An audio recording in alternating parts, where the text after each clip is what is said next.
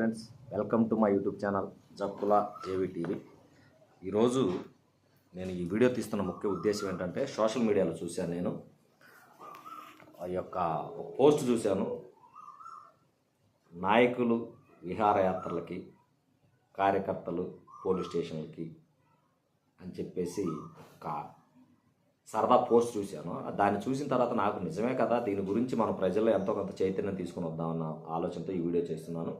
దయచేసి నా వీడియో చూసిన ప్రతి ఒక్కరు నా యూట్యూబ్ ఛానల్ సబ్స్క్రైబ్ చేయండి. నా వీడియోని ప్రతి ఒక్కరికి చేరే విధంగా చేయాలి. ఈ రోజున గమనిస్తుంటే ఎలక్షన్ దాదాపు 2 నెలల కాలం అభ్యర్థులు కావచ్చు, కార్యకర్తలు కావచ్చు, ఆహార్నిశలు కష్టపడ్డారు. ఎవరి పార్టీకి తగ్గట్టు వాళ్ళు చెమటోడ్చి ప్రాణాలు సైతం లెక్క చేయకుండా పార్టీని, అభ్యర్థిని గెలిపించుకునేందుకు ఏ పార్టీకి సంబంధించిన కార్యకర్తలు ఆ పార్టీకి పనిచేశారు. అందులో ఎటువంటి సందేహం లేదు. గెలుపోవటంలో ఎవరిని గురించినా సరే పనిచేయటంలో మాత్రం ఎవరికి వారు ఖచ్చితంగా కృత నిశ్చయంతో, చిత్తశుద్ధితో పనిచేశారు. ఇంతవరకు బాగానే ఉంది. తర్వాత ఎలక్షన్ల తర్వాత జరుగుతున్న పరిణామాలు చూస్తుంటేనే బాధేస్తుంది. ఈ రోజున ఎలక్షన్లు అయిపోయిన తర్వాత నియోజకవర్గంలో ఉన్న అభ్యర్థులు కావచ్చు, రాష్ట్ర స్థాయిలో ఉన్న ముఖ్యమంత్రి, ప్రతిపక్ష నాయకులతో సహా అందరూ, ఆ పార్టీ లేదు, ప్రతి పార్టీకి సంబంధించిన నాయకులు, అభ్యర్థులు అందరూ ఇన్ని రోజులు కష్టపడ్డారు. పాపం ఖచ్చితంగా వాళ్ళు రెస్ట్ తీసుకోవాల్సిన అవసరం ఉంది. వాళ్ళు విహారయాత్ర అంతవరకు బాగానే ఉంది.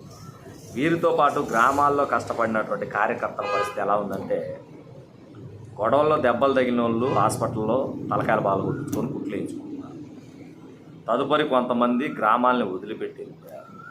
ఇంకొంతమంది పోలీస్ స్టేషన్ల చుట్టూ తిరుగుతూ కేసులు పెట్టించుకుంటున్నారు.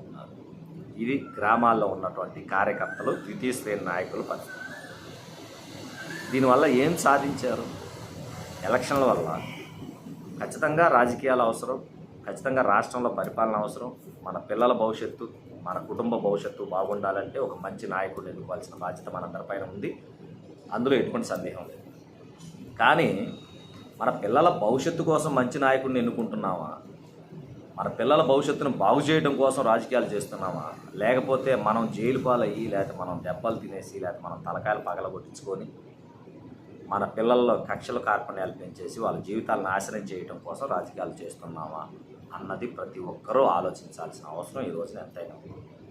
ఇక్కడ నేను అభ్యర్థుల్ని తప్పు పట్టడం లేదు. వాళ్ళు ఎక్కడా కూడా మా కోసం మీరు గొడవలు పెట్టుకోండి అని చెప్పట్లేదు.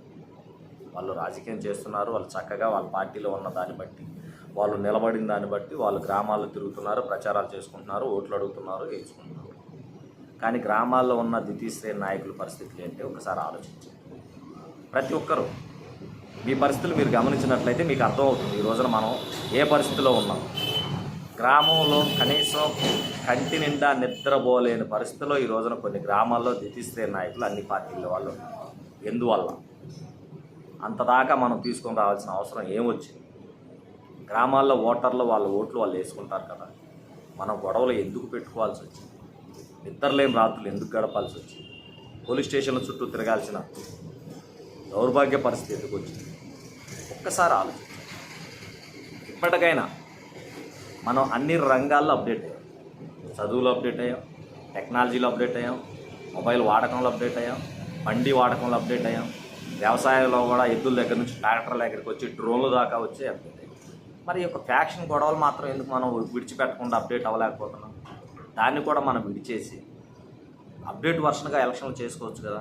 ఒక్క రాజకీయాలకు మాత్రమే పాత పద్ధతి ఫ్యాక్షనిజాన్ని మాత్రమే ఎందుకు కొనసాగించుకుంటూ వస్తున్నాం?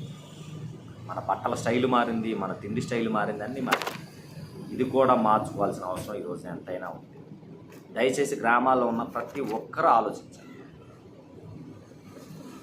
హాస్పిటల్స్ నిండా వీళ్ళే ఉన్నారు పాపం. దెబ్బలు తగిలిన వాళ్ళు, ఏ పార్టీ వాళ్ళని సరే, దెబ్బలు తగిలి, తలకాయలు పగిలి, కాళ్ళు ఇరిగి, చేతులు ఇరిగి, ఆస్తులు ధ్వంసం అయిపోతాయి.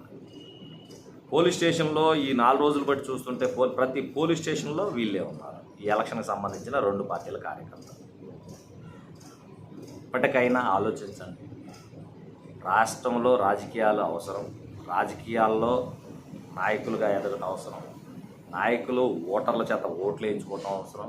కానీ మనం చెప్పిన పని, చేసిన పని చేసి ఓట్లు అడుక్కుందాం తప్పితే దయచేసి ఫ్యాక్షనిజాన్ని పెంచి పోషించి ఎలక్షన్లు అయితే చేయొద్దు. దానివల్ల నష్టపోయేది కింది గ్రామాల్లో ఉన్నటువంటి ద్వితీయ నాయకులు, వాళ్ళ కుటుంబాలు మాత్రమే. ఒక్కసారి ఆలోచించండి.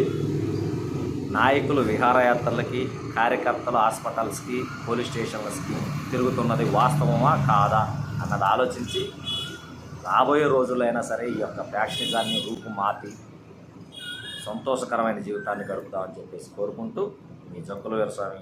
జై జవాన్, జై కిసాన్.